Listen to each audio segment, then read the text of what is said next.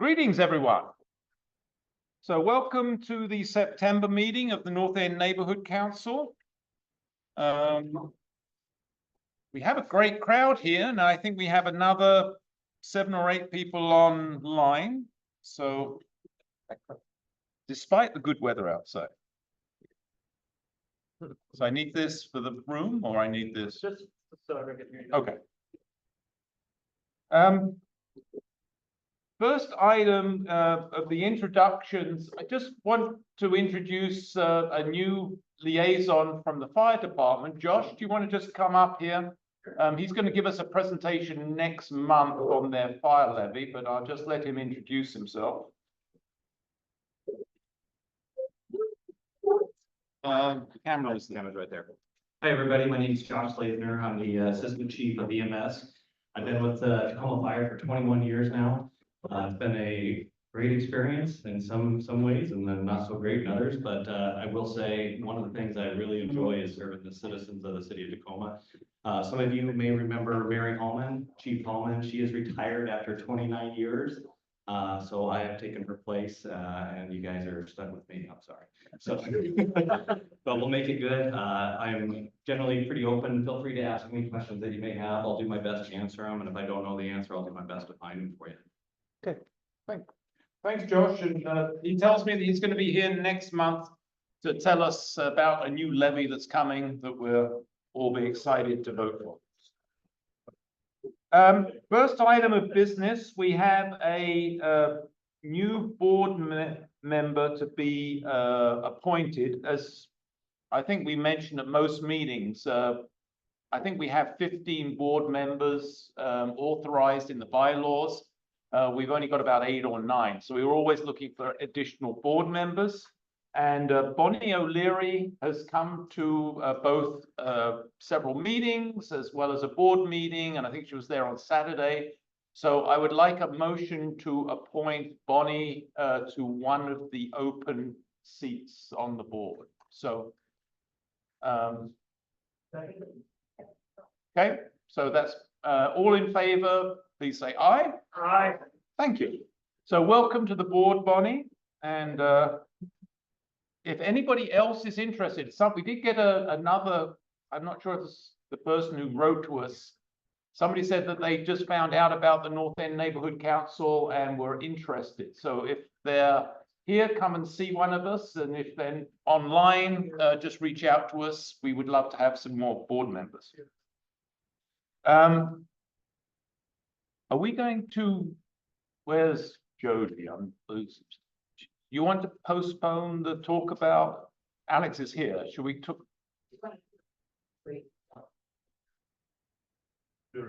Okay, we're going to have Alex give a little update on Saturday's historic Cushman, and Devon, where's Devon? He disappeared? Oh, we had some pictures to show. Do we have the pictures or? We had some photos, but We can only do some photos the next. Oh, yeah. yeah. I'm not sure that these are being shown. Oh. I can mess with it. Cool. Well, hello everyone. I'm Alex Morganroth. I'm just curious how many people were able to stop by the Cushman event this weekend. Awesome. First of all, a big round of applause for Jody Cook on the board, who did 90% of the and Fizz Devlin is not on the board any longer. And Sarah, there's a lot of other people, but Jody's the only one here right now. So I'm calling out Jody. Did a ton of work on this. So that's awesome that a number of people made it. This is the 3rd time we've done this, not put on by the NENC, but put on through a Cushman Commons organization. But NENC always supports that and provides some funding, and we had a booth there as well. We had a 3rd time. We had a 2018 last year, and then this year, and this was by far the biggest turnout. I think it helped that we had really good weather. We had more tents, organizations there, kind of just mainly local. We had some businesses there. But yeah, it's basically just an outreach event to try to, get more excitement going about the future of the Cushman site and the Adams site, and then OTAC, which is the city's consultant that's working on kind of potential proposals for the site. once it's out of TPU's hands. They were there, providing, allowing like a survey. There's a survey that's closed, open till tonight, right? It might be still open. So, I don't know, do we have anything on the tables? We got the links. Okay, on the table, do it tonight. The survey from OTAC, it does close and they're not gonna, there's still probably be other opportunities for some public comment, but the survey is kind of the most important, way to get your input in there. So, yeah, had a great event. Yeah, I don't know, we don't have an exact count of number of people. I would say for sure over 1,000, unclear over 2,000 individuals, but somewhere between 1,000 and 2,000 at least. And just had a great event from 11 to 3 on Saturday. So, anything else, Jody? No, just click through a couple more photos. It's not going any of those. It's frozen. And then Yeah. one. We'll see if Peter can. Yeah, any questions on Cushman in general or the event? Otherwise, we don't have another one planned yet, but we'll see. So the next workshop is coming in October. Yes, and the best way to stay up to date on probably the city's website, right? They probably got the most. If you ever just can't find it or not sure, just email the NENC. We can get you to the right location. Yeah. So, for those 2,000 people that came here, what was the overwhelming, feeling of where this should go? So I can just speak from anecdotal evidence of talking to, so I was at the NENC booth, talking to a number of people, and it was overwhelming. As far as what people wanted to see there was, I would call under the umbrella of a community center. So that might, everything from. Was that the overwhelming arch? Oh, yeah, that's 100%, yeah. Yep, and we have some, the OTAC's got data on that, we've got our own data, we had people writing stuff on it, we've been doing this for like 6 years now, so. Would that be done with a PUD? I don't know what the city of Tacoma's land use code process is, but it's probably an option. That's an option in a lot of cities to do, like a planned urban development, you mean, like that? Yep, yes, Seattle uses that a lot of cities do. Yeah, totally unclear what the land use mechanism would be at this time, but yeah, the city's exploring all options, and we have been advocating NENC kind of What was the least, all the options, what was the least? Sorry. I feel like you know the answer to this. No, I don't. I don't get it. The least was, well, we saw a lot of no, was just no to, luxury condos. So I think that's, again, just, yeah, no, it's great. Okay, it's a great question. Yeah, that was definitely the least was filling up with housing. Just me personally, I think I saw a lot of people that saw, with all the signs, I could go back here, but we kind of had some big posters up showing, park space and some other areas where they've done similar projects to this, where they got old substations or old buildings. Okay. And people were really excited about, some kind of, art space, music, gardening, senior activities, coffee shop. One person wanted the DMV to go there. That was yeah. It's not, this would be the last park. Some kind of park setting. Yeah, it's the last big block in the north end that's undeveloped. Yep. So we will be gathering all the data that we've collected since 2018, and then what's been updated since. So that's all going to be in the spreadsheet. We'll be able to provide the details. We were sharing that, of course, with the city. And then they would have their information as well. There's one thing that I thought was very interesting is a number of people wanted the rooftop thing, where they can have some coffee in the daytime and see the water, then at night use the telescope and see the stars. So I thought that was pretty interesting. That was a new thing to get involved in. Yeah, a lot of cool, a lot of people have great ideas. So yeah, it's really fun to hear them all. Cool, thank you. Thank you, Alex. We also have one set of minutes to approve from the August meeting, so Alex will Those are up. Yep. put those up for the board. So if you're a board member, can I have a voice vote in approval of the last set of minutes? Thank you. And the treasurer's report, we will postpone to a future meeting. We're now moving on to our standard liaison. John, you brought a team of people. I'm not sure if they're going to present with you or just be a. made sure you had a friendly audience. Of but- course, yeah. And so John is asked to come to address some rate issues, so. Good evening, everyone. It is good to be here. My name is John, for those of you that don't know me, Community Relations Manager with Tacoma Public Utilities. I'm here with staff from Tacoma Public Utilities as well to address any questions if you have any.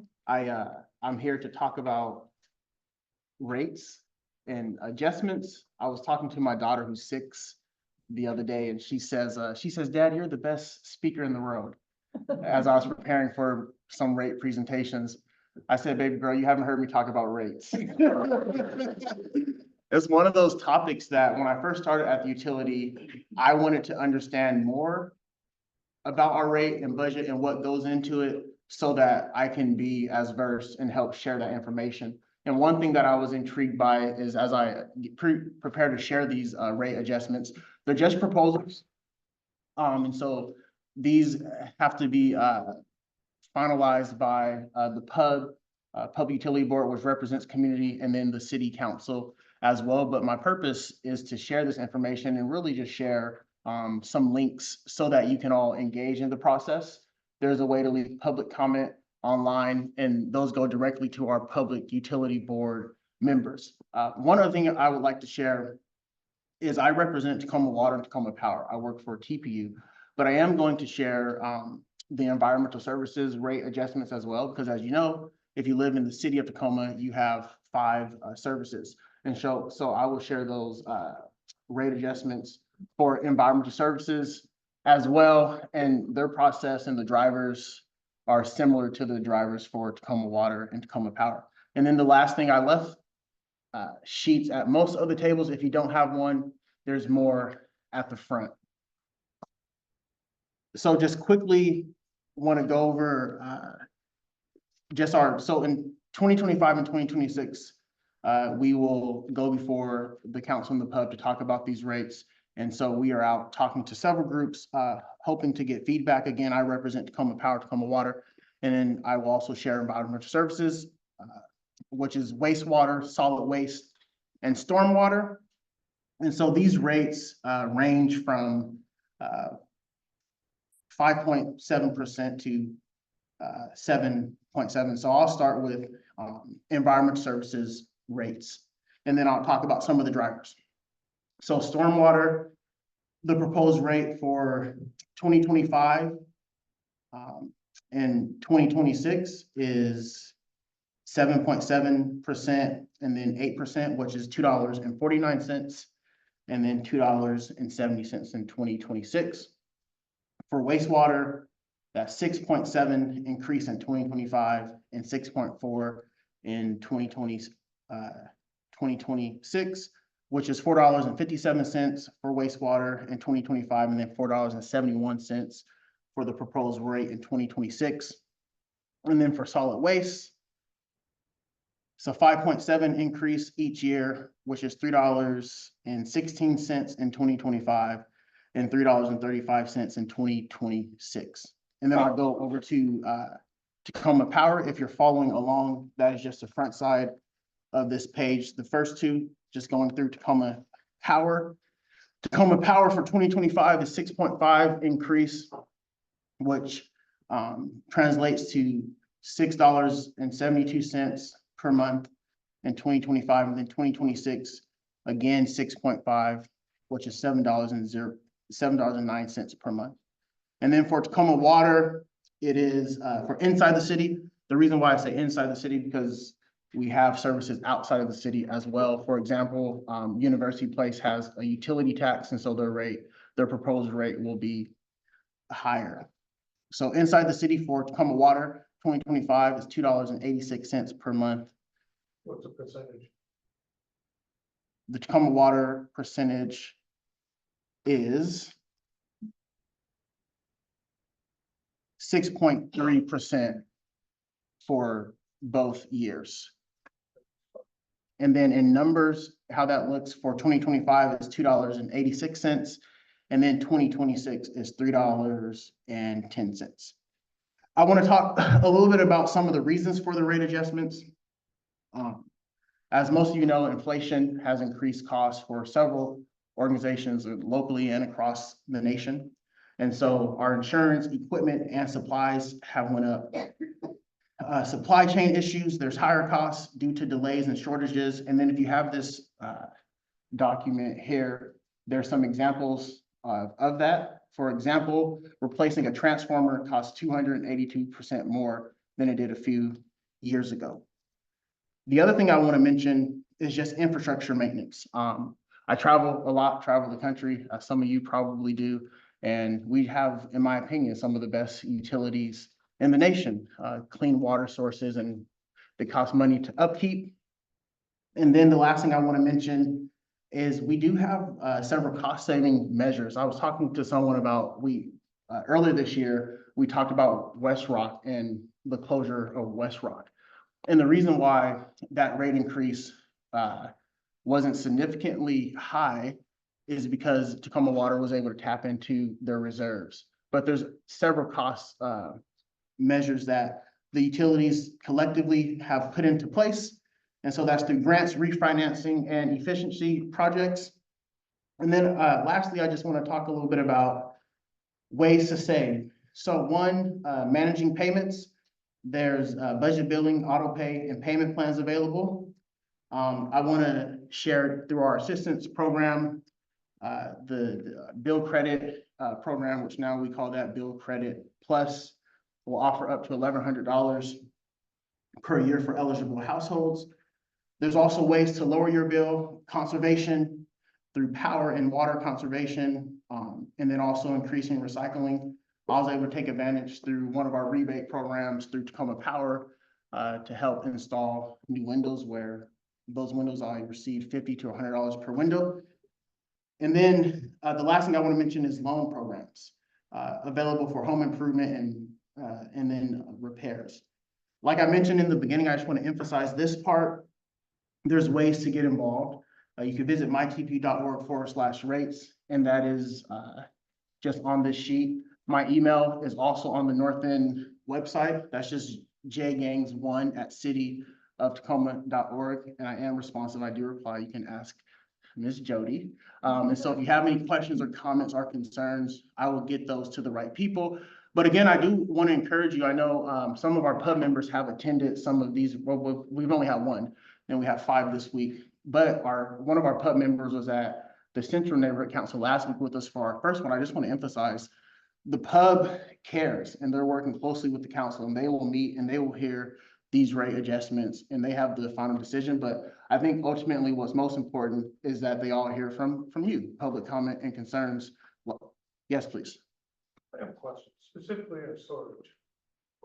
So there's been tremendous growth with auxiliary units, the stuff that's going on all through Tacoma on units, stuffing units in here. And I want to know what the capacity from, say, 2002 to deal with that storage to now, and versus what the build out of the units are.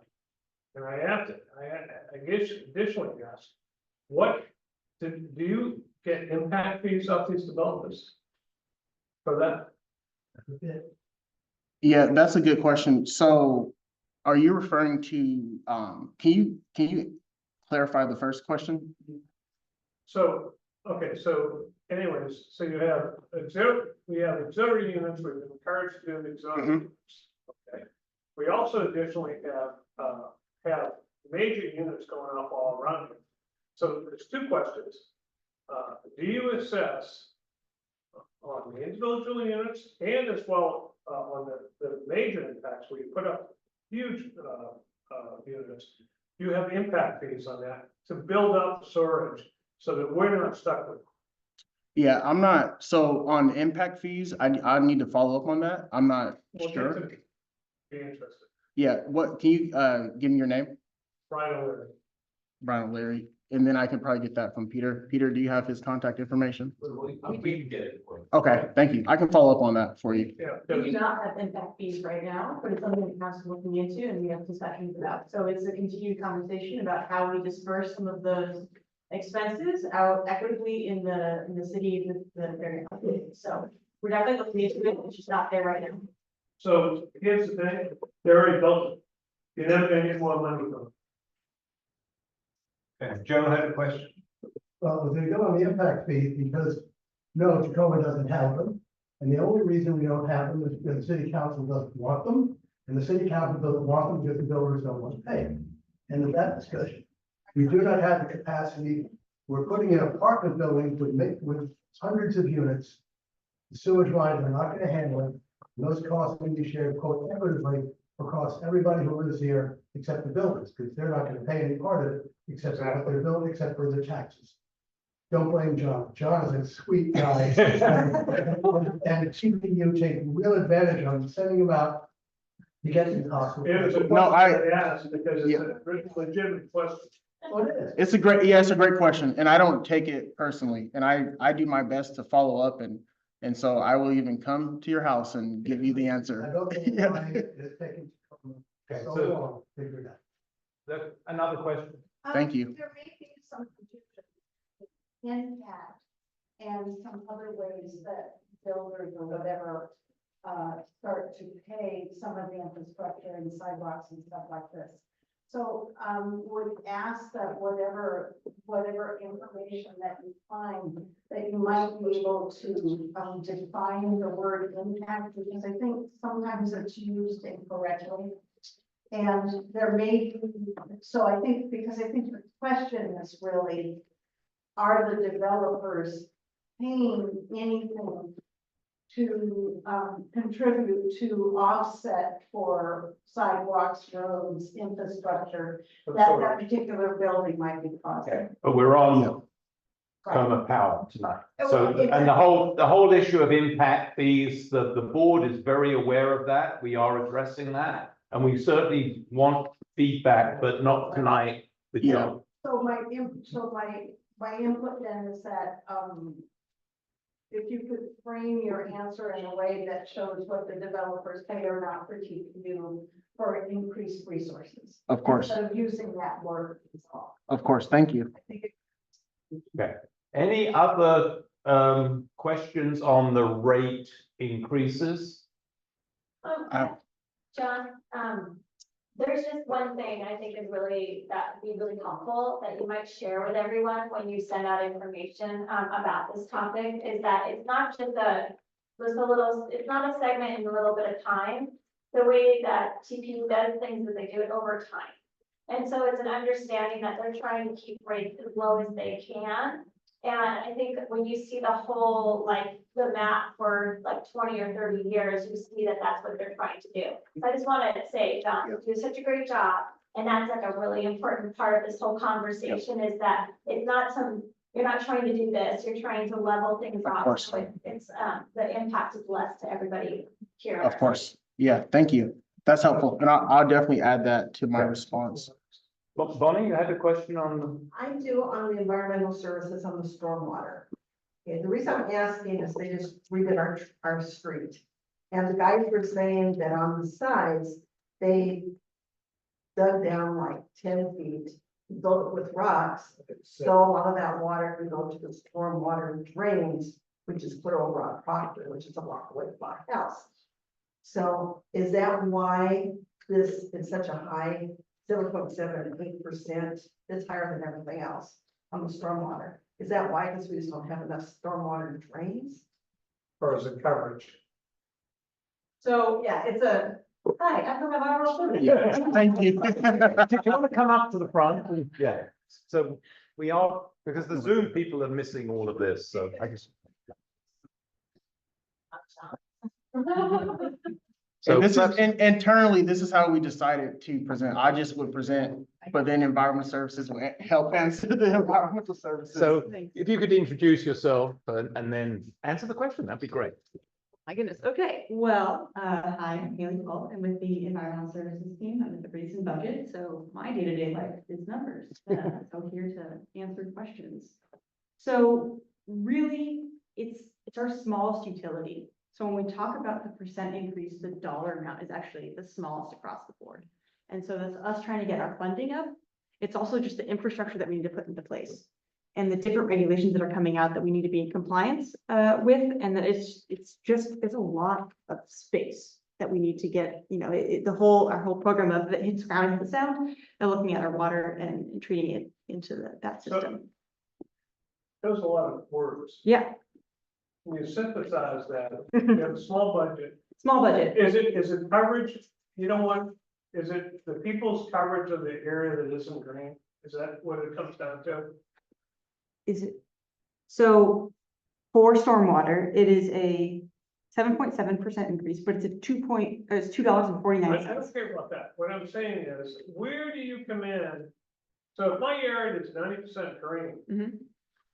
and small part of it is covered with my house, because it's covered the house, it's got runoff. Is that what it is? So what we're talking about is that infrastructure throughout the entire city. And so it's not based off of your usage, right? So what we're looking at is the same construction costs that are facing power and water. It's still facing the stormwater, so it's costing more money to do that same Okay, body I of work. understand. What do you base that on? I mean, logically, what do you base that on? It's a variety of different things, and I can follow back up with you Can you about the articulate? specific detail.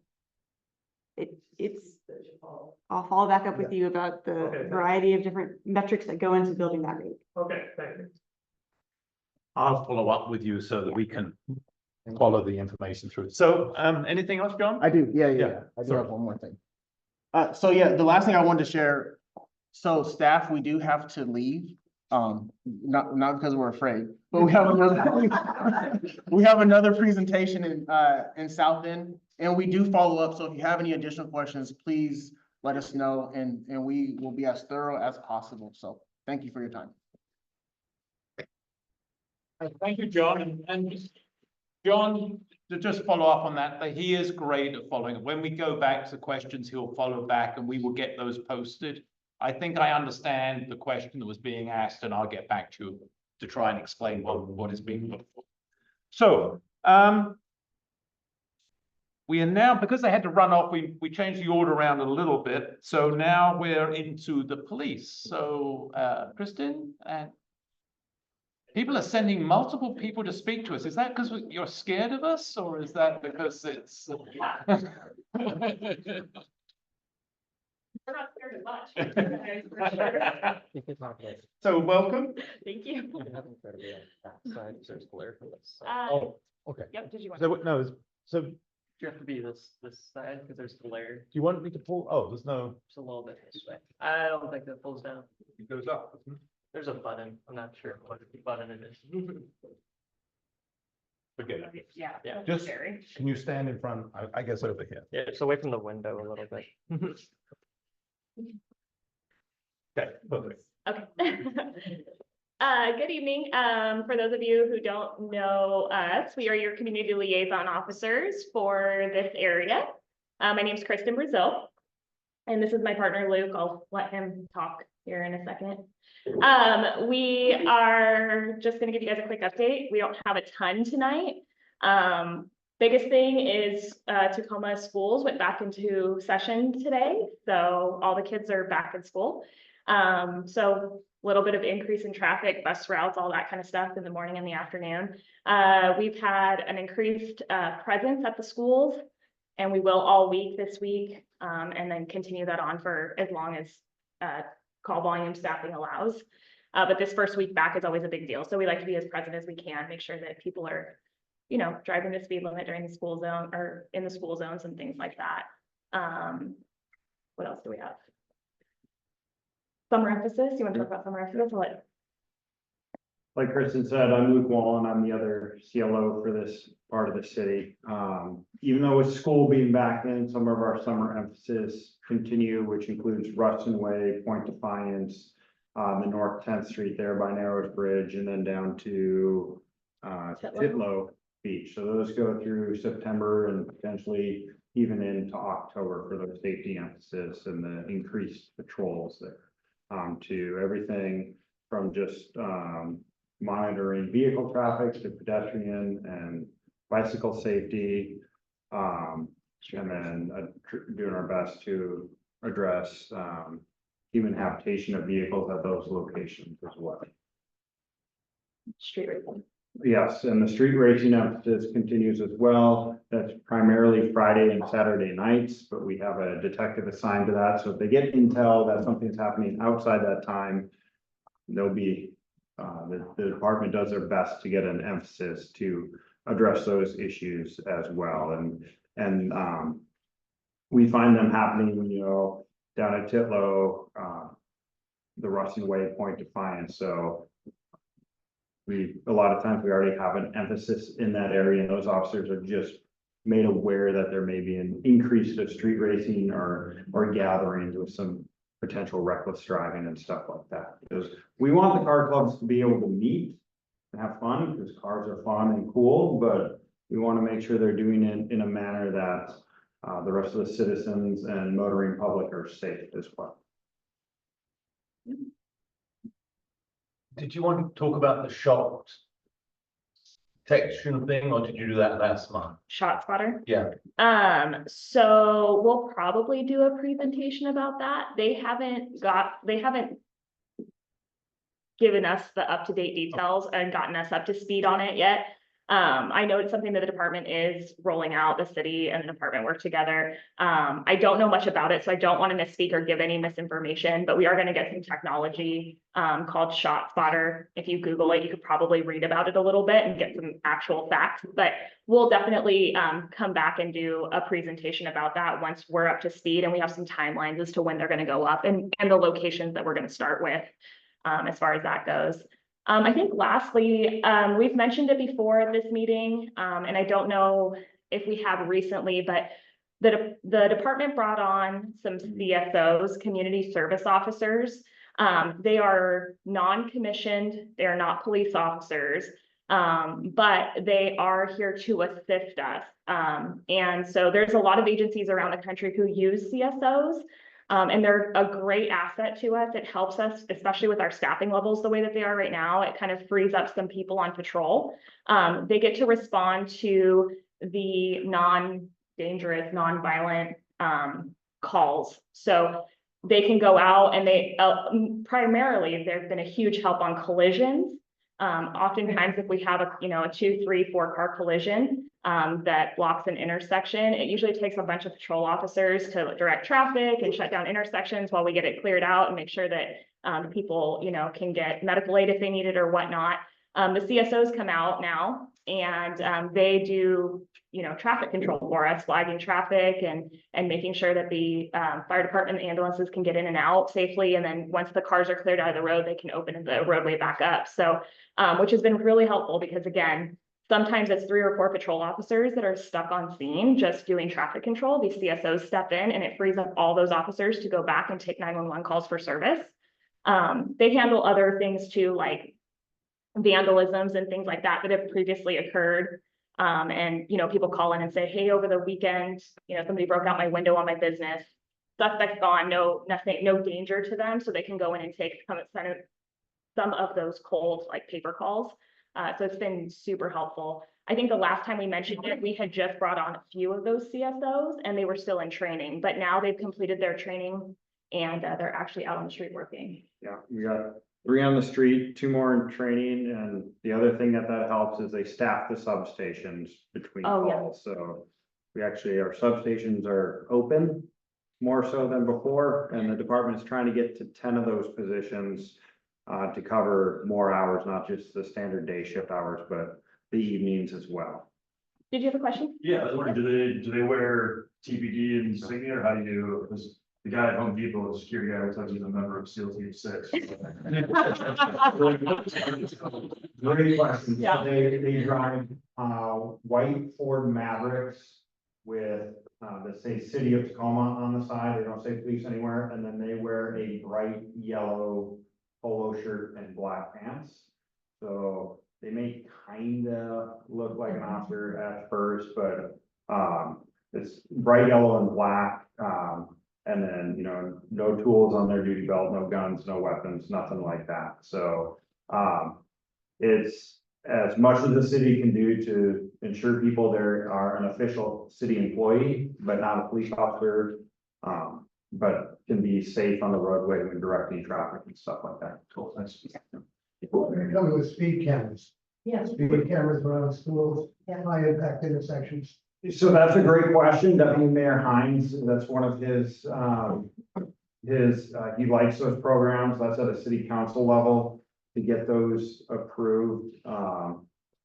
Because there's state law and regulations that dictate how many they can be and where they are. So that's a, city council or city engineering deal. I used to work in traffic and I, had the job of approving those cameras, so they are effective in those areas, especially the Bay Street curve, which is the one by the casino. There was a huge impact and reduced to serious injury and fatality collision for that camera work. So they do work when properly managed in place. Another question. I have a question. So if CSO is out, are they able to at least call in if they see speeding? Because I live off the 26th and people fly down there about 50 miles an hour. Rarely do they stop and go like they run right on through the 26th and over like a lot. Loud, and I'm seeing this all the time, and I don't think it's necessarily an emergency because something's happened, but it's just a matter of, when somebody gets hit or an animal, I'm just curious, because my understanding is the city limit is 25. We don't have the signs, right, because that costs money, so we just know, drive 20 down our little, maybe, Independence Street, 25 down others, but just curious if these other people can, if these call in license plates and make it like a citizen's complaint or something. Yeah, that's a great question. So the way they're structured is they work for a Tacoma Police Sergeant, and they have a radio and a computer, because a lot of our forms and report writing is on the computer. So they're on the police radio and they're on the computer. So when they see stuff like that, they can call it. they can air that over the radio, or send a message to dispatch. Because of like getting a license plate, does that help? And is there a possibility to be called that into 311 and say, hey, this car is driving? Because I don't think it would be necessarily something I call 911. What do we? Yeah, non-emergency number would be the best number for that, because with very few exceptions, an officer has to witness a violation to be able to issue the ticket. But that doesn't mean if a violation is seen, they can be stopped for that violation and also be talked to about their other poor driving habits. Any more questions? If not, let's give a round of applause. Thank you so much. Next item, Christina, do you want to come and give the city manager's report? And can we change this one to the cushion? This one's nice. Oh, I shouldn't have touched it. Yeah, it's touchscreen. That one.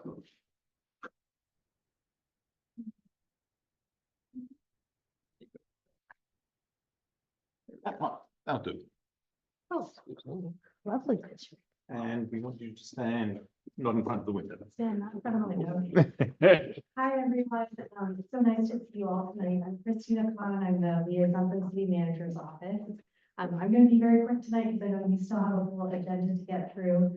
I did want to flag a couple of things that I think will be important for all of you. The first two items are actually a couple road closures that I want to make sure you're tracking. So crews are going to be removing and replacing the two southbound lanes of I-705. So the southbound on-ramps at Schuster Parkway and Stadium Way will be closed from 8 a.m. on September 11th to 7 p.m. on September 13th. That's weather dependent, but just keep that all in mind. I also wanted to flag that the Department of Transportation is going to be closing I-5 overnight in both directions between SR 18 and 54th Avenue East. This will be Friday and Saturday evenings on September 27th, 28th, October 4th and 5th, October 11th and 12th, and October 18th and 19th. So please keep those in mind if you're going to be using I-5 at night on the weekends. And then on to more fun things. I did want to flag that we do still have a number of volunteer spots open on some of our committees, boards, and commissions.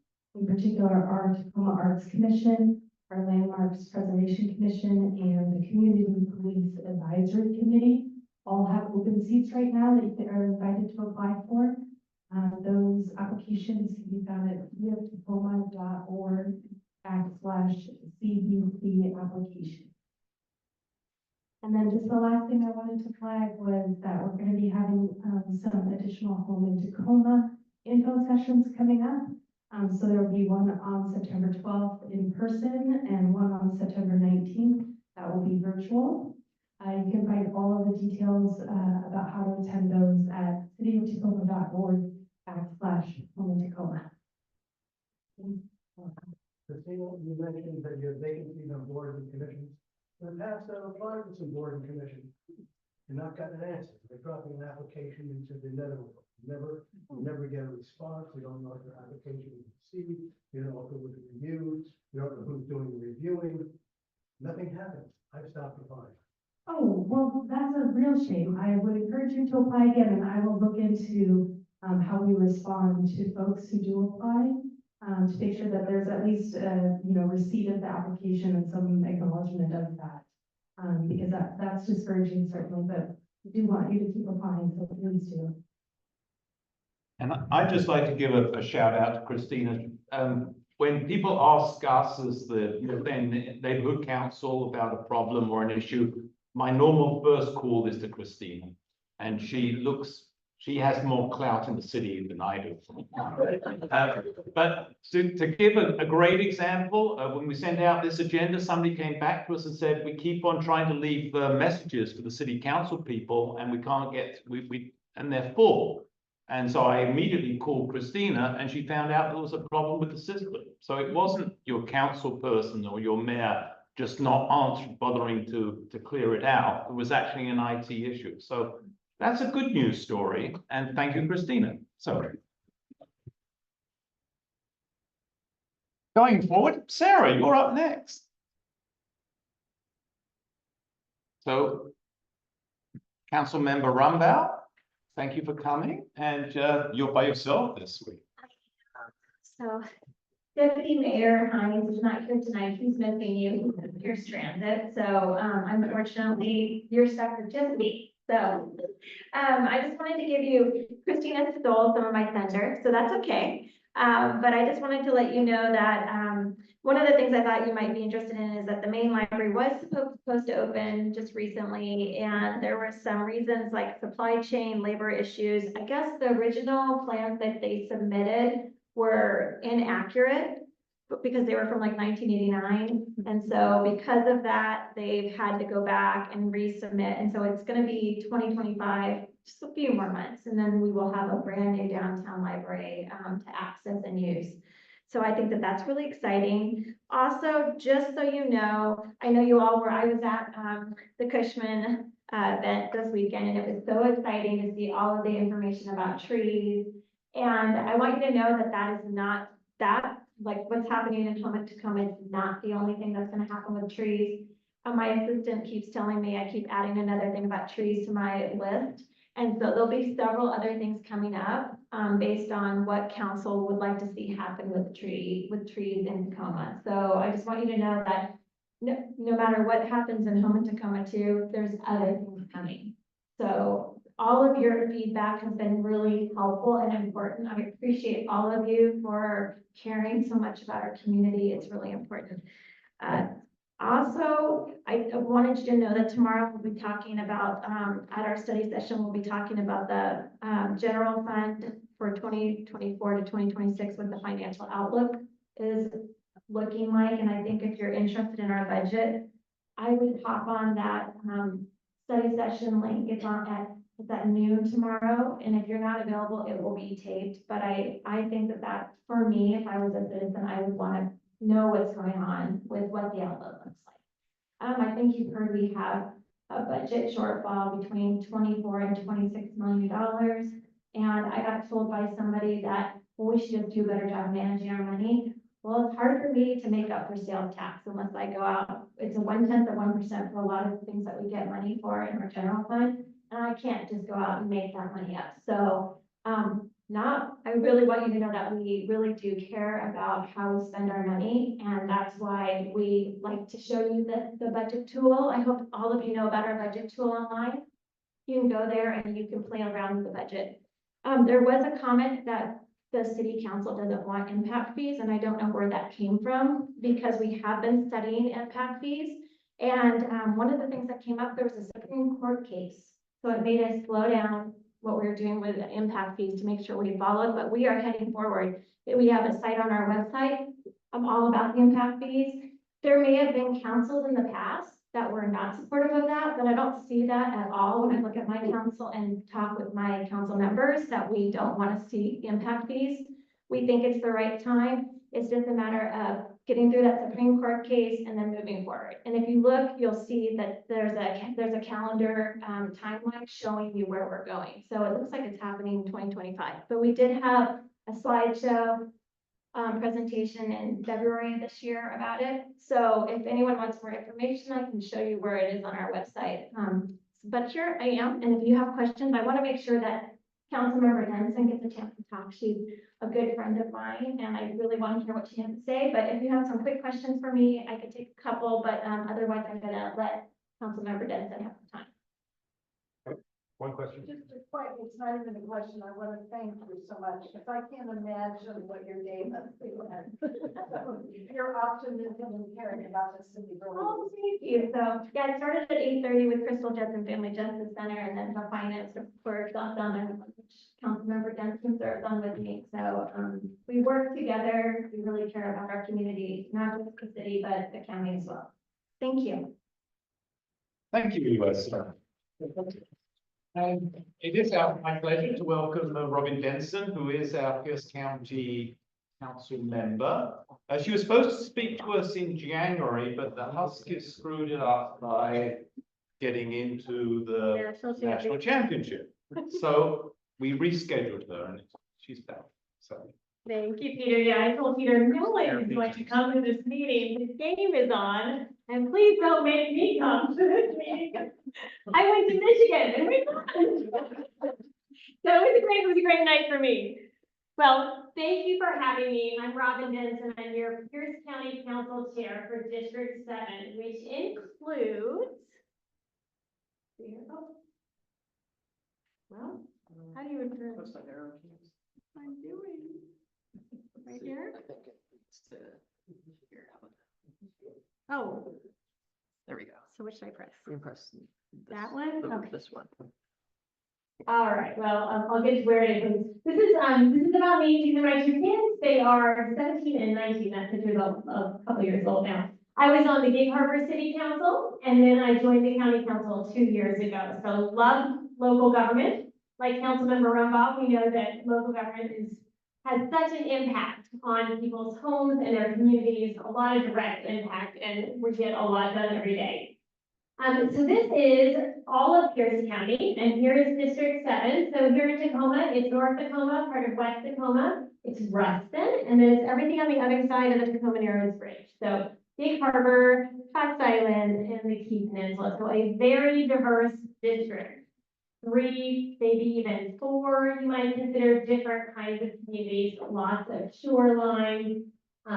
We've got several different school districts, 3 different Metro Park districts, and all of these communities up there. So very busy, running around to a lot of different events and making sure that I understand what these different constituencies want, because their priorities, their concerns are all very different. Tacoma was actually pretty new for me because I was, again, a city council member in Gig Harbor. Over on the other side of the bridge, you know, we generally know a lot about Gig Harbor and the Key Peninsula. I'm involved in a lot of organizations over there. Tacoma, you know, I knew a little bit just from coming over to Employee Point Defiance Park and Ruston, but I started door knocking here in February of the year that I started running because I knew I needed to get to know Tacoma and the issues, and my eyes were just wide open. I was constantly texting Sarah and John, do you know how people feel about this?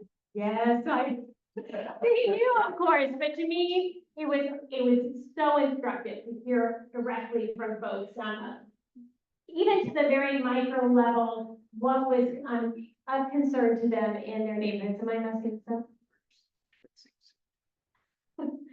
All right. Now we're talking. Hold on a second.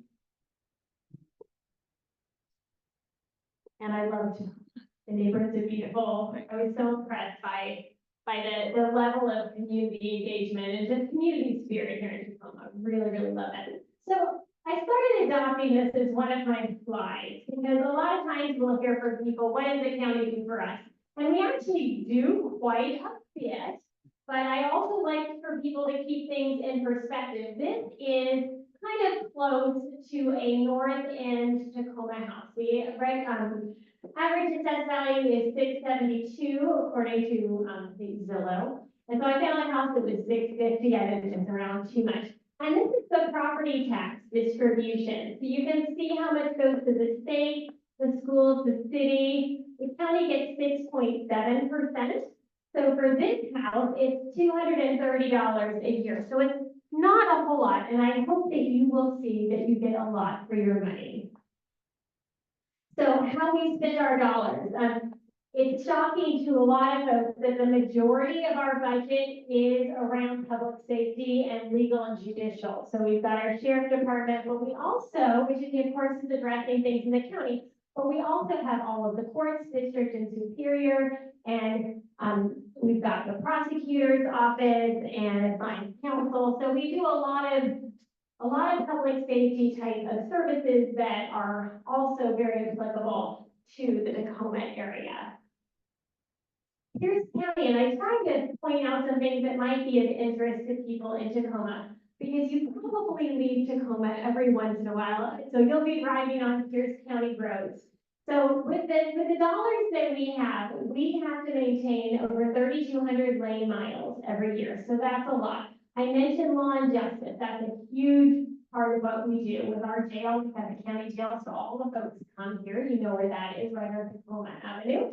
We also have a really great and robust human services department. Of course, Tacoma has human services as well, so we collaborate a lot with them. But we have a big aging and disabilities department, veterans, homelessness, and all of our programs within human services are accessible to people in Tacoma too. So if you or your neighbors are having issues with anything, I always tell people, give us a call. If we don't have a program, we may, but if we don't, we probably know who to refer you to. We don't want folks out there struggling. We want to make sure people are able to stay in their homes. And a lot of times people just don't know what we have available. We also coordinate emergency management countywide, and our fire departments are a big partner in that, as well as our other first responders. We do elections. We do tax assessment for everyone, so we're not real popular about that, but somebody has to do that, and then we distribute it out to the local jurisdictions.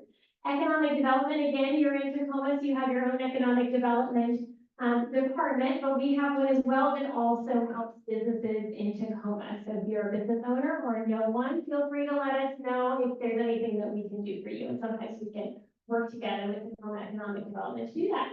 And then we have a lot of partners. The Tacoma Pierce County Health Department is a big one. A lot of people think it is part of the county. It is not. They are their own local taxing district, but we do contribute a lot to their budget, as does the city of Tacoma. And I'm an alternative member of that board. And who's member by you're not on that board, are you? The Tacoma Health Department. We all serve on a lot of different boards and commissions, so it's hard to keep straight. We also have members that on Pierce Transit, again, not part of the county, but a good partner in the flood control zone. And then just more county specific, of course, we've got lots of county parks. We do all the permitting in the county, obviously. And then we have 2 airports, and we have some very expensive ferries. A couple highlights. I mentioned that we may have programs to help you and your neighbors. We've got a lot of programs. I'll just say we have a lot of programs for senior folks, including one that I found out about just a couple months ago. This respite care. So if somebody is a caregiver of maybe their husband or their wife or a loved one, we actually have a service that's not even income qualified where we can come and give you a break to go to the park or go grocery shopping. And I know that that's something that people really appreciate. We have tax exemptions or discounts for disabled folks or people that have low income, and the income level has gone up quite a bit. So reach out if you're having trouble with your property tax, again, whether you're in Tacoma or outside. We have quite a few energy assistance programs, home repair, eviction prevention, again, veteran resources, and things for businesses. So just call us if you're having any issue, and if we don't do it, the city probably does, or one of our nonprofit partners. This is an example of a program that we partnered with the city of Tacoma and Tacoma School District and Metro Parks and probably a bunch of other people to make sure that our youth had something positive to do during the summer. So this just wrapped up, but it was really successful. Okay, real quick, going through our budget. We have a biennial budget that we passed last year. So we are kind of wrapping up our first year. We're going to be doing a supplemental. In fact, we're kind of going through that now. We focus a lot on housing, affordable housing, which is something that I know Tacoma talks about as well. And Steve, you guys know some of the statistics. I wanted to mention a couple things that we've done in Tacoma. They, over the last couple of years, we've allocated almost $38 million in projects to Tacoma. Obviously, you've got a lot more housing in Tacoma than you do in the rural areas, and we want to be a good partner and help fund good quality housing. Just recently, we put $6 million into a 500-unit development that's going in across from TCC. And with our supplemental budget, we are actually adding, I think, another 1.6 million because they've got to do some additional site development work that they weren't anticipating. And that's going to be mixed income and some family units as well, which will be really nice. We also have dollars for a rapid acquisition program, which could, for example, purchase a manufactured or mobile home park that somebody's thinking about redeveloping, or another affordable housing community, or we even purchase land that affordable housing can be built on.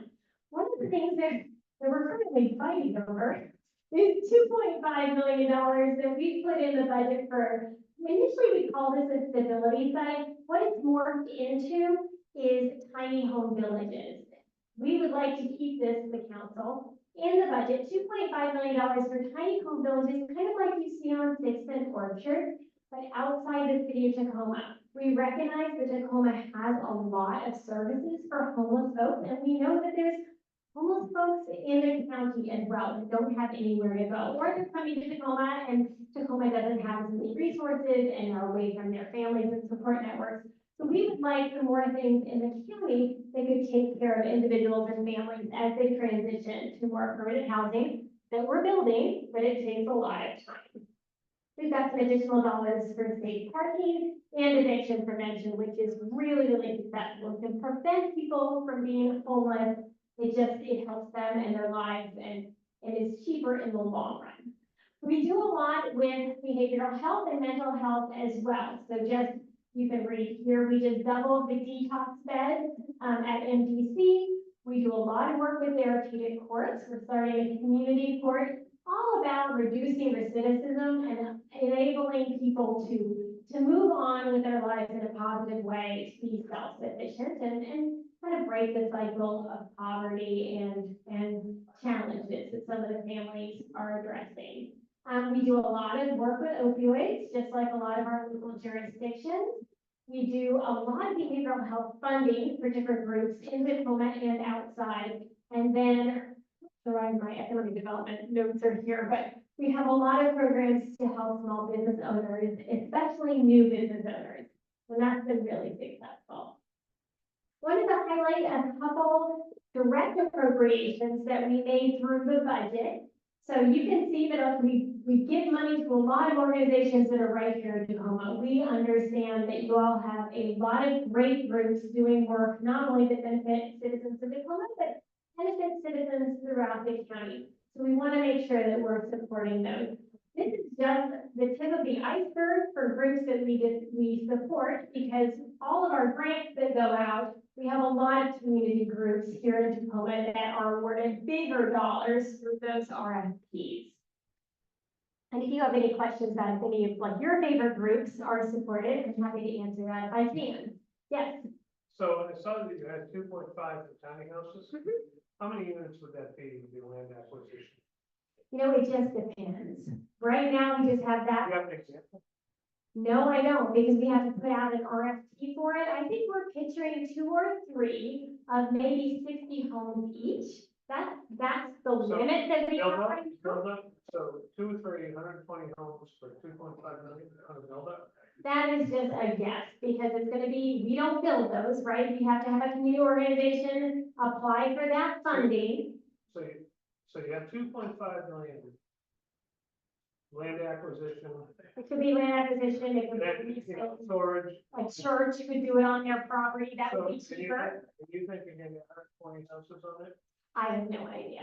We're gonna see what the groups come to us with, and we're going to fund the one that can give us the biggest bang for our buck, and it has the greatest, track record of helping folks. And with these tiny home villages, there's all sorts of wraparound services, so treatment for mental health or substance abuse, job training, all of that security.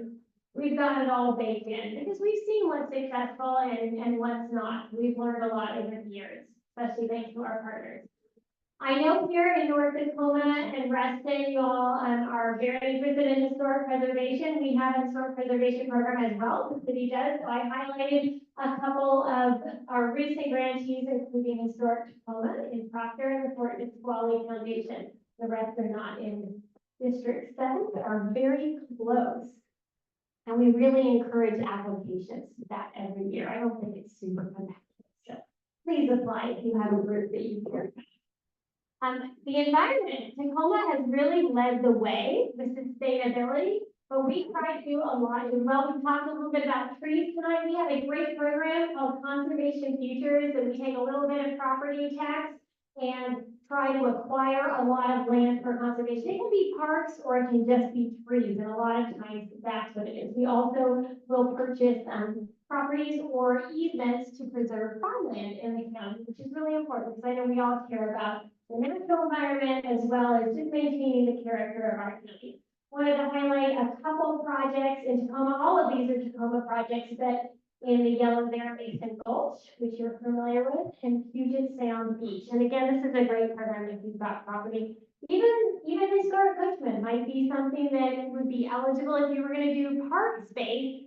Part of that might be eligible for a conservation futures grant. I mentioned sustainability. We really piggybacked on what Tacoma did, and we've got our own Pierce County sustainability plan where we're saying we're going to cut county emissions 45% by 2030. And I'm sure we're doing a lot of the same things that the city is doing. And this council is very, very supportive. One thing that we put in our draft comprehensive plan is to reserve at least 100,000 acres of new lands for conservation. So we're really, really trying to work hard on carbon sequestration and, preserving our aquifer and all of the things that keeps Pierce County healthy. Oh, not too bad. I thought I had a support as well. A couple things I just want to mention that I forgot to put in here, and I'm almost done here, I promise. Litter. One of the things when I knocked on doors, it was crime, homelessness, and litter were the big things that came up for me here, as well as historic preservation. The city has more to do with that. So the city has a robust litter program. The county has its own program. I'm hoping that we can combine together some of those efforts, especially around education and marketing.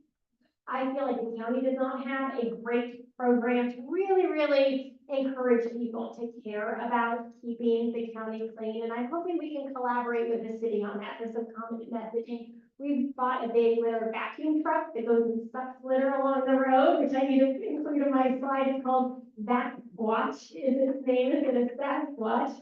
And that will be on some of the county roads. And you might care about that because if you're driving down 512, for example, or some of the roads outside the city of Tacoma, some of it is pretty embarrassing, right?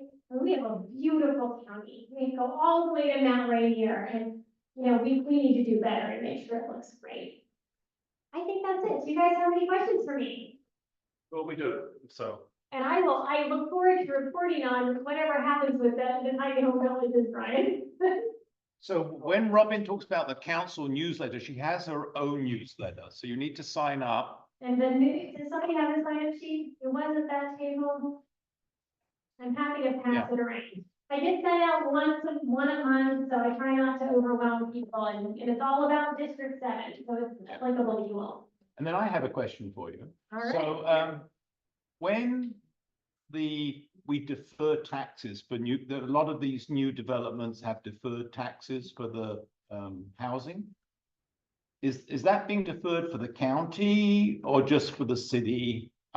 what's, you had that nice pie chart that showed all the different areas. Deferred So taxes. when a developer gets deferred taxes because they're gonna put in so many Oh. affordable units, are you agreeing to that, or is that, what happens So there? that, you're talking about the multifamily tax exemption program, and the city has its own. So, and I know Deputy Mayor Hines has championed this, and, that's So a good question, Peter, that's gonna be more, that would affect the city, I think, more than the county, I think Sarah left, so that's a good question, but that is a city program, the county, So they're not deferring they're not deferring your taxes.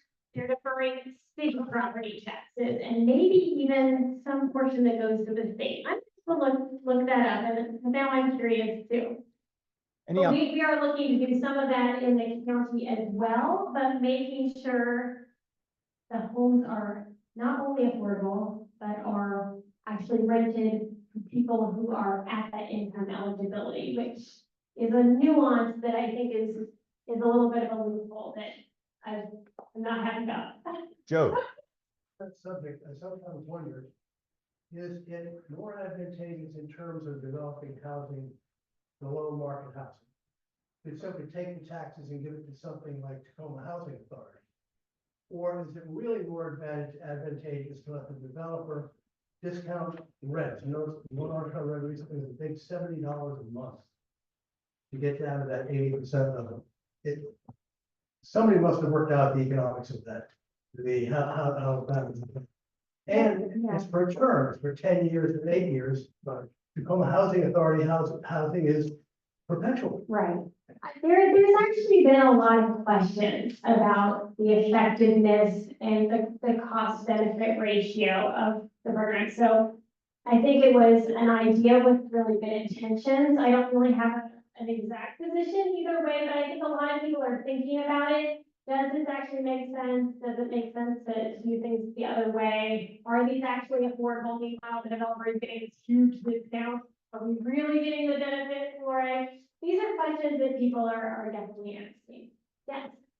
I'm gonna ask another question about clean water. I've talked with you about that before. Our boss was closed by the county in December because of fecal bacteria. And the Washington State Fish and Wildlife Department declared the Gallup River the second most polluted river a couple of years ago, and it's primarily due to septic systems leaking and potentially the municipal water from, I think it was 4 cities that did discharge into the river. So I'm wondering, you have lots of water in your district. What organizations are working in the county to clean up this county water? You know, are there any that are like showing up at the county meetings or? Well, there's a couple. There is Clover Creek Watershed. They're very active, and in terms of advocacy, there's Communities for a Healthy Bay, which is right here in Commencement Bay. I can tell you that the Tacoma Pierce County Health Department is really active in this. They're doing a lot of enforcement of septic systems. They started on Lake Taps because the water quality there was so bad. Then they moved to the Key Peninsula, and they've gone through that, made sure everybody's inspecting and has, corrected everything. Then they're moving over to the Stanaway Lake area. So eventually they'll be going countywide, but staffing and costs of the program are too high right now. So that's gonna make a big difference. Yeah, and I'm on the Alliance for Healthy South Sound and West Sound. I don't know, Whisper. All these groups have all these, there's a lot of groups that are looking at it. You can look at the Puget Sound Partnership. They're interested in this as well. But yeah, on-site septic systems are something that, we're not gonna get away from. In the rural areas, we don't have the money to run sewer. So we have to make sure that these people are maintaining those systems, just like you maintain your roof or your windows or anything else. Because, we're close to water here everywhere. Great question. Any more questions? One last question, please. Why did the council allow the extra flag to be displayed in the council chambers this summer? So July for Pierce County is always Pride Month, and we're also, well, we weren't all. The majority of council was supportive of the Pride flag flying, and so we were very proud to have it flying the entire month of July. We always like to differentiate ourselves a little bit. There's so many Pride events going on in June, which we like to enjoy and support, and we don't want to interfere with, so we do that in July. Thanks for the question. So thank you so much, Robin. That was a great presentation.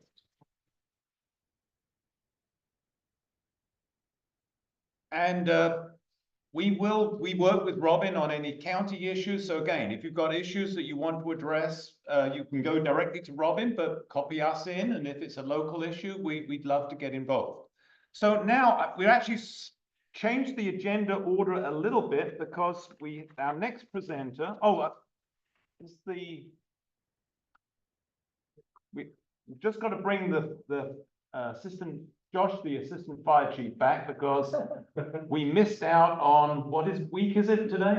So I'm actually really excited to announce this. This is our CPR Sunday. We have done CPR Sunday, I've been on the job 21 years plus. And we used to do it at the Tacoma Dome, and we would train thousands of people. And it's gotten so busy, in fact, that now they're even doing reservations to like bring people in. And just if you guys are not aware or don't know, I'm a big believer in bystander CPR. And the reason I'm a big believer in it is I know I used to teach tons of CPR classes, but for every 1 minute that somebody doesn't have CPR when they go into cardiac arrest, there's a 10% chance that they will not survive that cardiac arrest. So think about that. How long does it take the fire department to typically arrive to your door from the time of that emergency? You're looking at 5-7 minutes. We're strategically placed to be at any location in 5 to 7 minutes. And that's assuming, though, that we're not out on another call in that district, and then we're taking somebody to another district. Okay? So having bystanders trained in CPR is incredibly important, and it really does make a difference.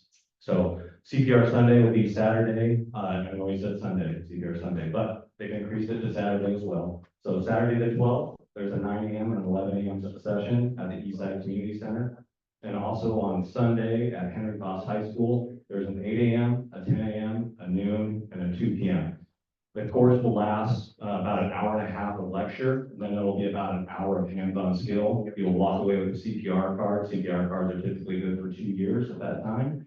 And it's just fabulous education. I mean, even if you think about it, the chances that somebody gets it, when somebody does do CPR in our community of bystander, it's typically on a loved one, right? So if anything, do this for your loved ones. You never know what's going to happen when they're going to go down. They go over foreign body, airway obstruction as well, so choking and stuff. And so it's a fabulous course. They do an excellent job. We also partner with our community. This isn't just Tacoma Fire alone. Multi-Care jumps in on this. Pierce County District 10, Tacoma Firefighters Local 31, Life Tech, Stryker, TAPCO, the City of Tacoma, of course, and Tacoma Public Schools. So thank you to those sponsors.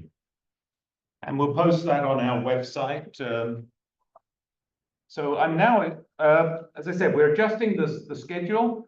I'm very proud to invite Amy, is it Koo? Yeah. Okay, we were reached out by Amanda in her organization to ask if they could come and present to us. So this is something that we haven't heard about before. So Amy, welcome, and we're firing up your PowerPoint right now. Perfect, thank you. And you have another presentation after this, so 10 minutes or so? Yeah. Yeah, we can 10, 15. Okay. You're on the camera as well, so you need to stand about there. Makes me feel like I'm so far away. You can if you want. Okay, all right. Well, I'll try to be back here as much as possible, but really grateful to have some time to talk to this group today. My name is Amy Koo. I'm the Executive Director of Tacoma Community House and the Reach Center. Just by a show of hands, how many of you are already familiar with Tacoma Community House and the Reach Center?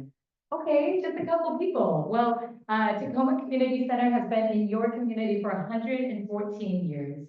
We started as a Methodist settler house serving immigrants and refugee populations on the hilltop. If you go on 13th and L Street, you'll see our beautiful new building that the community here helped finance and build to support our immigrant and refugee populations.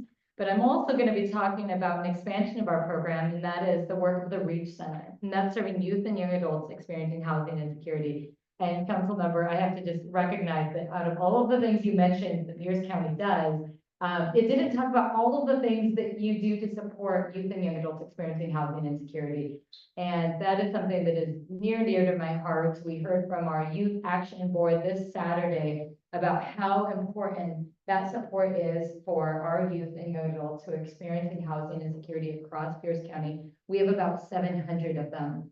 And our goal at the Reach Center is to get to what we call functional zero, where we have 0 youth homeless that haven't come. If they've come forward and asked for support, we can find them a path to housing stability. So such important work.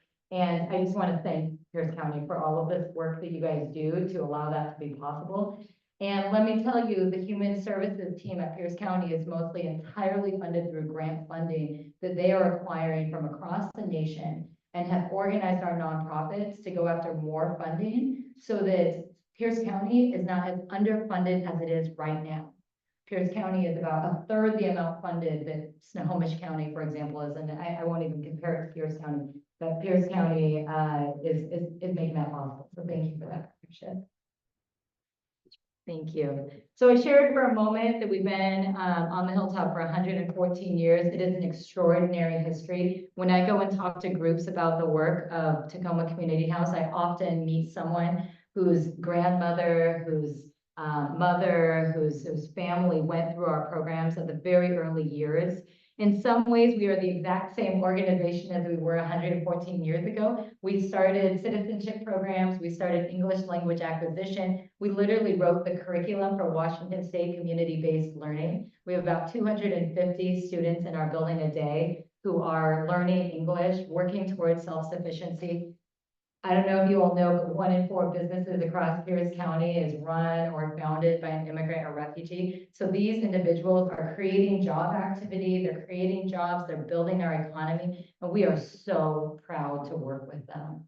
So I invite you to come anytime you have an extra minute. I put a lot of flyers on your tables. There's more to come. I will send some emails, some of them to Peter, so you have all of them, and give you a little bit of information. But I just can't encourage you enough to get to know the immigrants and refugees who are coming into our region. In fact, Pierce County would have shrunk if it wasn't for immigrants and refugees, and we know what would happen if the population decreased. It's incredibly important that we cultivate that welcoming environment for immigrants and refugees.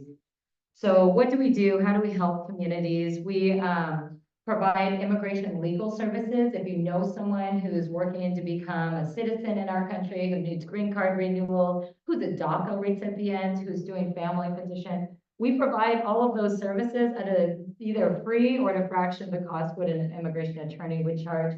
We provide 6 levels of English language acquisition. 85% of our students have a level gain in English, in writing, speaking, or reading every quarter, which means people are really on the pathway to job security. And as we know, immigrants and refugees bring a tremendous amount of education and professional experience. Our vision is really to accelerate those careers so that they're practicing at the very top of their license.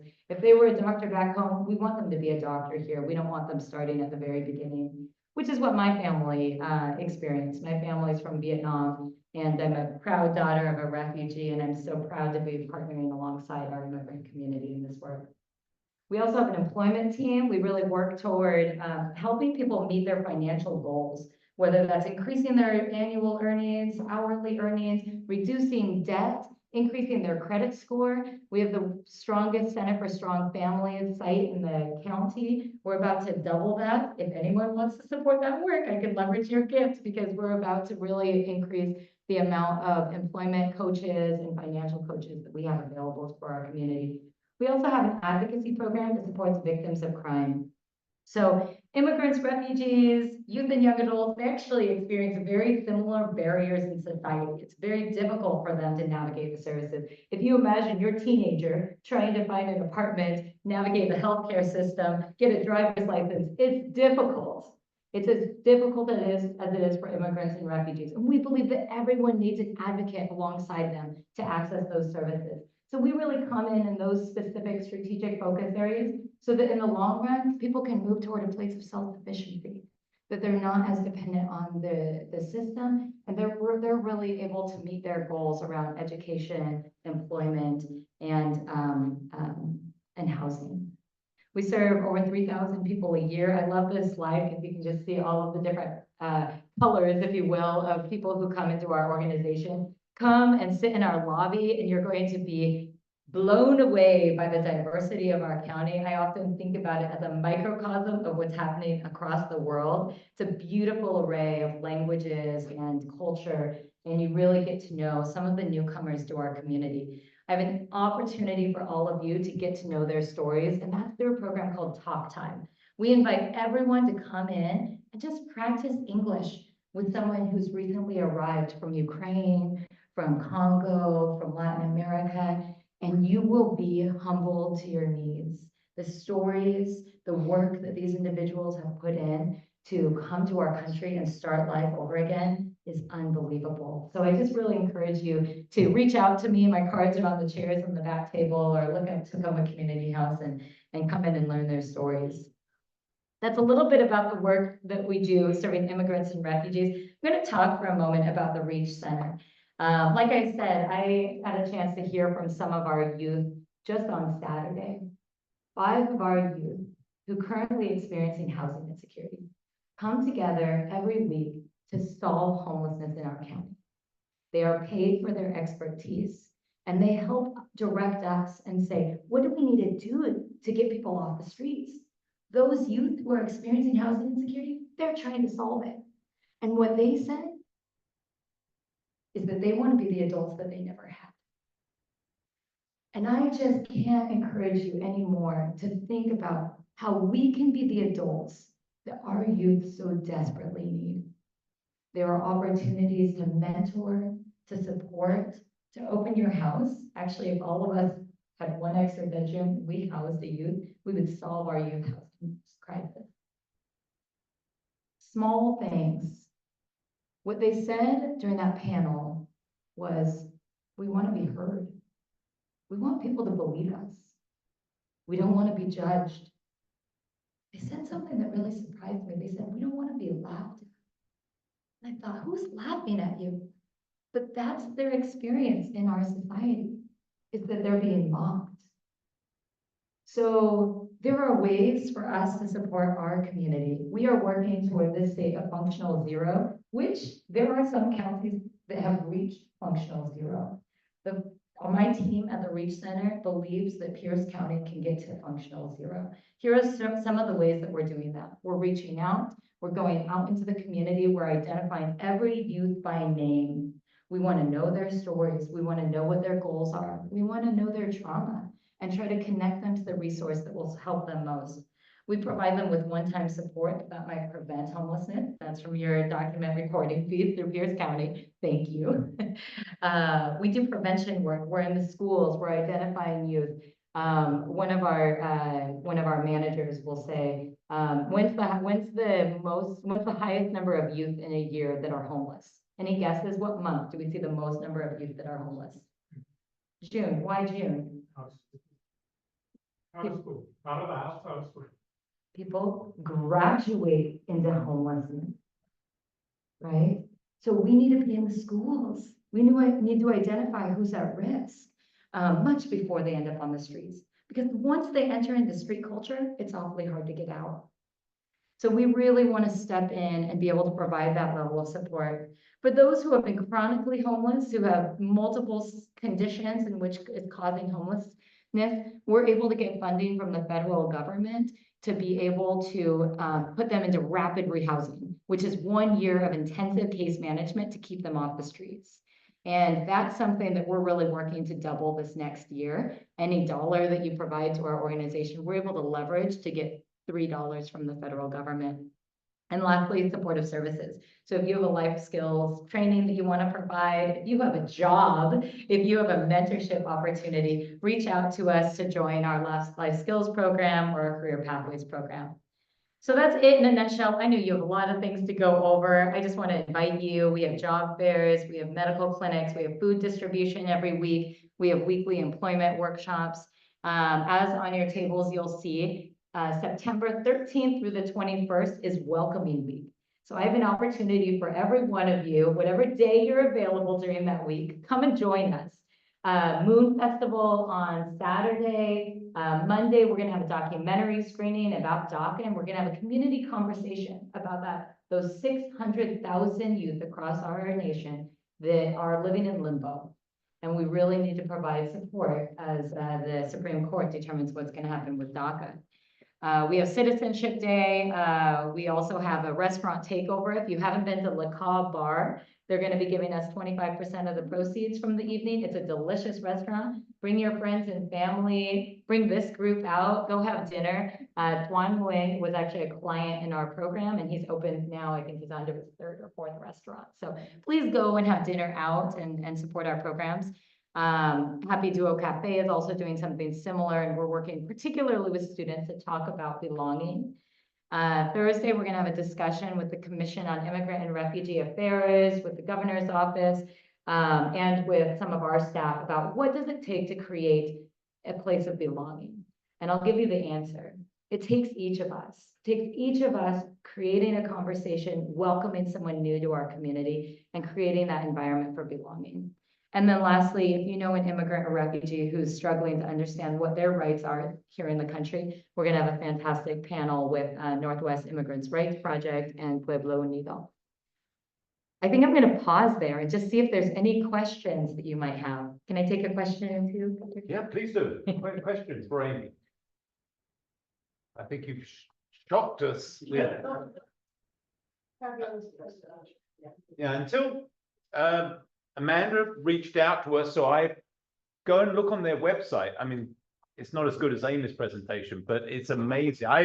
It was as somebody who's married to a refugee immigrant, it's amazing to find out about it. Amy, is there any relationship between your organization and Associated Ministries? Oh, we partner with them all of the time. Yeah, they tend to work with homeless adults. We work with homeless youth. I was gonna say, I'm on the board for AIM Northwest, and we love you guys. Yeah, we work closely with Yeah. AIM Northwest as well. I got my shoulder tired, and now you're still rolling, so. Oh, and she's wonderful. My house a treasure. I mean, there is a lot of back and forth with different organizations in Tacoma, and you guys just are a big anchor for a lot of the services. So let's give a huge round of applause. Thank you. Like I said, I would really welcome any of you to get involved. So please reach out to me. My email address is up there. I'd be happy to provide you with a tour and share more about the work of our organization. Thank you for your time. Thank you so much. It's so wonderful to get a good news story. We get so many discussions about challenges, and here's somebody who's actually got a solution. So wonderful. So keep going. We've switched around. I'd like to welcome Kenny Coble. Is that correct? We had is it Liesel or Liesel? Liesel here a few months ago talking about the participatory budget program. And I think Ken is here to explain, those of you that live in District 2, which is Sarah Rumbaugh's district, have the opportunity to vote on how $1 million gets spent. So Kenny, tell us about it. Hey, everybody, let's do two happy things in a row, shall we? I'm actually really grateful to go after Tacoma Community House. We've modeled a lot of our work based on things we've learned from them because they're just leaders in our community. So can you raise your hand if you've heard of participatory budgeting? Okay, good, about half. For this activity, you're gonna need your cell phone. So I'm gonna invite you to pull that out. Just as a reminder, participatory budgeting is something our city council set up, and they set aside $5 million of the general fund budget to be decided by residents how it gets spent. So each of our council districts has $1 million, and in the fall, 2,500 were submitted by community members. Some of you may have participated in that. We had a ton of youth participate. We had people from all over the district participate. We use a pretty inclusive definition of community member. It's anybody who lives, works, learns, or plays in District 2. So anyone could submit an idea. And now it's time to vote. Until September 20th, we are going to be voting. So we're just gonna do that today. It'll only take us a couple minutes. So pull your phone out. So I'm gonna ask you have two homework assignments. One, a good teacher has, nowadays, it's, if you get your students to do the activity in class, you're more likely to get it done. So we're gonna do the first activity in class, and then you're gonna have homework activities. Your homework activity is going to be to take the link I give you and share it on your social media, text it to your friends, write it on a piece of paper, send it in the mail if you want. But I'd love for you to help spread the word for our last week and a half of voting. Okay, so I'm gonna do it with you. So open your web browser. Sorry, I don't have a slide, so we're just gonna do it out loud. So type in with me, it's a short thing, we can do it. BIT, B as in boy, I as in Instagram, T as in Tacoma, and then a dot, a little period. So BIT dot LY, L as in Lewis, Y as in you. Oh, that's a little confusing, Y as in yellow. So far you have bit.ly, then you have to do that slash thing. Okay, and then here's where it gets fun. It's Tacoma, all lowercase, and PB, Tacoma, PB. And then I'm gonna make you prove that it worked. Tacoma PB, as in participatory budgeting. So, oh, we got it. Show everybody that you know how to do it. We got one, yes. No,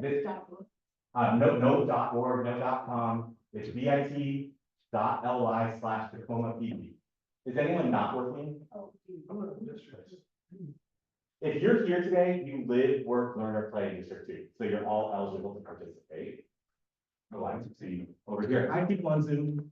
How do I put it up on the screen? Oh, look at this. So we'll have our friend model it for us. Okay. So all you have to do is take 20 seconds and vote on their 3 projects. You'll start out by saying, do you live, work, learn, or play in District 2? If you're here today, you get to say yes. And then the survey will pop up. The 3 eligible projects, and these were submitted by community members. These were the 3 most popular ideas. One is for $1 million. That will go to a skate park under 705.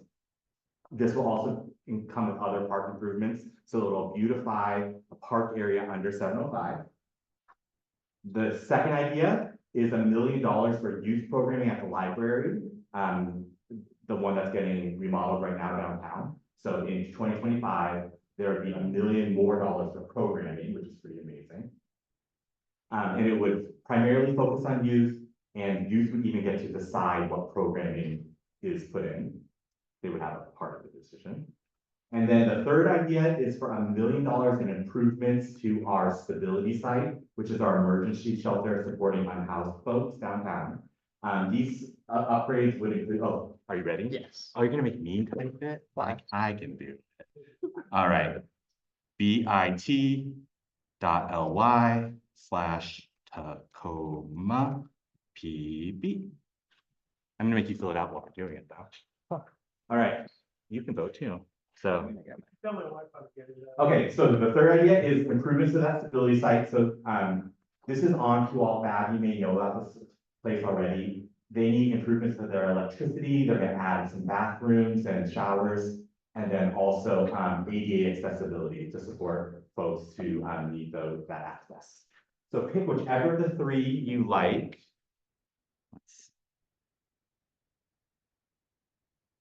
Yes. So yeah, and to pick it, you just have to, if you click it and it turns blue, that means you selected it, then you push submit. If you want, you can share demographic information, but that's all optional. But that's all you have to do, and then I'm just gonna ask you to share this link with your friends. Does anybody have any questions about any of the projects or this process? We're gonna be voting until September 20th, and then we'll announce the winner in October, mid-October or so. And then in 2025, we'll start funding it, and whichever gets the most votes will be funded $1 million. Yeah. Is there a way to link on one of these and find out more about each? This is all the information that we're sharing, this like on the ballot, but I'm happy to answer any questions you have. We try to keep it as simple and straightforward as possible because we don't know the details exactly, because they haven't won yet, so some of those will get decided a little bit after, but this has a You general. want to mention when District 1 will be, I think it's 2 years out. correct? Yeah, we haven't decided yet. This is, all 5 districts. District 4 has gone already. District 2 is second. So we have 3, 5, and 1 to go still. We're not exactly sure. This is, those are decisions made by council. So, push Deputy Mayor Hines. Okay. Any questions? Upgrade accommodations where? At the stability site, it's an emergency shelter that's on Puyallup Avenue. It's pretty close to like a few blocks off of Pacific and 26th. Oh, and go on. Any other questions? All right, that was so easy. Please just pick your favorite, hit submit, and please share with your friends. We would love to get as much participation as possible. We've had about 5,000 people vote already, which is over 1/10 of the district, so we're pretty happy about that. But of course, the more people get involved, the better. So thank you so much for being part of this. Oh, So just to clarify. yeah. We need to campaign with Councilman Hines that we participate in this. It's gonna happen no matter what. If you're so excited about it, if you wanna have it sooner than later, maybe talk to him about it, because it's gonna be his decision, not mine. Okay. PD is a pretty long process. It goes about a year. So I might even have cards. That's something responsible staff version of that. I'd be happy, we would love any of you to be on the District 1 leadership team. If you want to spend a year with us, you get a guide to the whole process. You decide where staff does outreach. You decide the rules for the project. You help us develop these proposals. Imagine the ideas we get on stuff. The idea is something like help unhoused people. And it's pretty vague like that. And we have to actually turn it into an idea like, well, how can we leverage this $1 million? So we work with that community leadership team and they actually design those proposals in their final form. So they're the ones who said, well, if we already have a stability site, what would happen if we added $1 million more to it to make it even better? And that's that group that does it. And then they tell us how to do outreach during this voting period. We'd love to have them be a part of that, anyone who lives in District 1. But again, if you're here, you can still participate in voting. But yeah, talk to your council member. I already know he loves it. So we're definitely going to District 1 because we're going off of this. So thank you. All right, thank you so much, everybody. I'm going to stay if anyone has questions. So thank you, Kenny, and we would definitely take you up on your offer to participate in developing the projects for District 1. And please put it in your newsletter or share it. That would be great. Will do. So, moving into old business, home in Tacoma 2, we've already mentioned, or one of the presenters mentioned that there's a meeting coming up on the 12th, I believe, is the next one. Anybody help me out on that one? I think that's the next one. One of the issues that came up, Peter, yes? it's right on the second page. Oh, At the bottom. On the page. okay. So Thursday, September the 12th is a in-person meeting at County Council Chambers. We will be discussing internally, even though that's only a couple of days out, if anything, we as the council need to do on that item. I'm never sure, Amici or Amiki? Amici House. We are waiting for any updates that we get on that. As you know, we as a council did put in comments. We saw that there were 2 appeals against the ruling, and I think everything is on hold at the moment. But as and when we get any more information, we will certainly reach out. We know that's of great interest. I may need some help on the Historic District Moratorium. Those of you that are familiar with that issue, not only did we go on record as opposing the moratorium, we actually joined a lawsuit against the city in protesting that. That is now, can you help me out on this, Sure. Jim? Yeah, the record has been closed. Both parties have agreed on what documents will be reviewed by the Growth Management Hearings Board. The petitioning party is currently preparing their, what's it called? The petitioner's pre-hearing brief with exhibits, and that's due later this month. I think the 25th. And we have reached we have reached out actually for a settlement offer with the city, Yeah. but the city don't seem to be very interested in that. Right. But that is something that, again, we've got involved, and I would just like to thank Jeff, just as Jody leads everything Cushman, Jeff leads everything historic. So if you've got any historic questions, Jeff is your resource. And the last item that I have on the old business is the rendering plan that we've been watching. I reach out to our friend at the Port of Tacoma on a periodic basis. That seems to be not advancing anywhere fast. So I know there's not a whole lot of support on that issue. So every month that it doesn't happen gets closer to the end of their lease. Is there any other old business? If not, is there any new business? That being said, next month's meeting, we're planning on our election forum. So we'll be looking at which candidates and which issues got through the primary. And we'll be back to you with what we're planning for that. There's also, as you've already heard, the fire department wants to come and talk about their issue that's going to be on the November ballot. And there's a very important charter review proposal. So we'll be reaching out to the council and the charter review committee to get somebody here to talk about that prior to the election. So if there are no other items, I'd like to thank you all for staying through a very long meeting. And hopefully we'll see as many of you next month as we saw this month. Thank you.